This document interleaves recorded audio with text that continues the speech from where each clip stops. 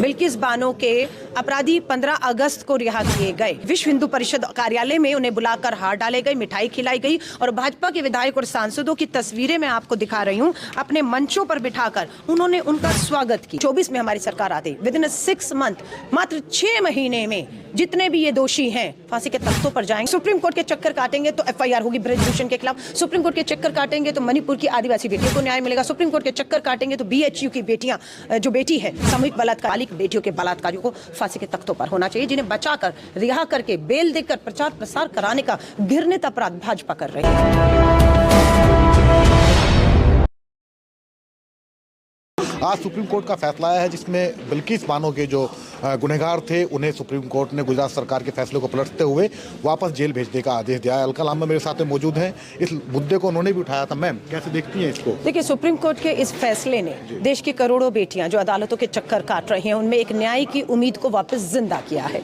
14 जनवरी को जो भारत जोड़ो न्याय यात्रा है, मणिपुर से क्यों शुरू कर रहे हैं? क्योंकि मणिपुर पूर्व से पश्चिम में बेटियों का हाल क्या है। मणिपुर के अंदर आदिवासी बेटियों को थाने से घटकर सामूहिक बलात्कार किया जाता है और कार्रवाई नहीं होती। सुप्रीम कोर्ट की फटकार के बाद केंद्र की भाजपा और मणिपुर की भाजपा सरकार जागती है।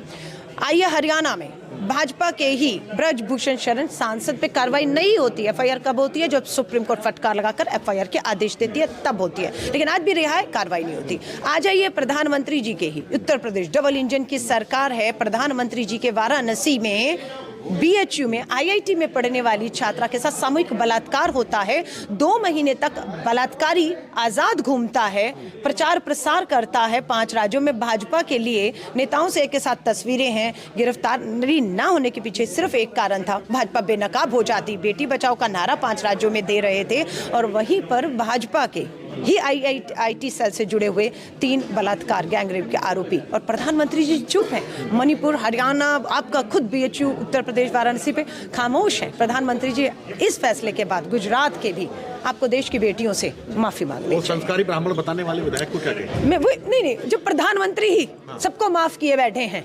बलात्कारियों को माफ किए बैठे हैं, प्रचार प्रसार करा रहे हैं, तो ये तो एक टिप्पणी करने वाले हैं। उनके कंधे पर तो स्वाभाविक है मोदी जी का हाथ, प्रधानमंत्री जी का है, ये तभी इतनी हिम्मतें बढ़ रही हैं। मैम, आखिरी सवाल है, क्या सुप्रीम कोर्ट से पहले न्याय नहीं मिलेगा? बिल्कुल नहीं। अब न्याय की सारी उम्मीदें सिर्फ सुप्रीम कोर्ट पे अट गई। क्योंकि सुप्रीम कोर्ट के चक्कर काटेंगे तो एफआईआर होगी ब्रजभूषण के खिलाफ। सुप्रीम कोर्ट के चक्कर काटेंगे तो मणिपुर की आदिवासी बेटियों को न्याय मिलेगा। सुप्रीम कोर्ट के चक्कर काटेंगे तो बीएचयू की बेटियां, जो बेटी है सामूहिक बलात्कारी, चलने दीजिए 10-15 साल केस, लेकिन 24 में हमारी सरकार आती, विदिन 6 मंथ, मात्र 6 महीने में जितने भी ये दोषी हैं फांसी के तख्तों पर जाएंगे। ये मैं नहीं, पोक्सो का कानून कहता है कि नाबालिग बेटियों के बलात्कारियों को फांसी के तख्तों पर होना चाहिए, जिन्हें बचाकर रिहा करके बेल देकर प्रचार प्रसार कराने का घृणित अपराध भाजपा कर रही है। आखिरी सवाल ये, जो माला पहनाई गई थी बिल्किस बानो के गुनहगारों, उसके बारे में क्या कहना? नहीं, देश से पूछिए कि ये बेटी बचाओ का नारा देते हैं। बिल्किस बानो के अपराधी 15 अगस्त को रिहा किए गए और उसके बाद विश्व हिंदू परिषद कार्यालय में उन्हें बुलाकर हार डाले गए, मिठाई खिलाई गई और भाजपा के विधायक और सांसदों की तस्वीरें मैं आपको दिखा रही हूं। अपने मंचों पर बिठाकर उन्होंने उनका स्वागत किया है। ये मैं आपको तस्वीर दिखा रही हूं,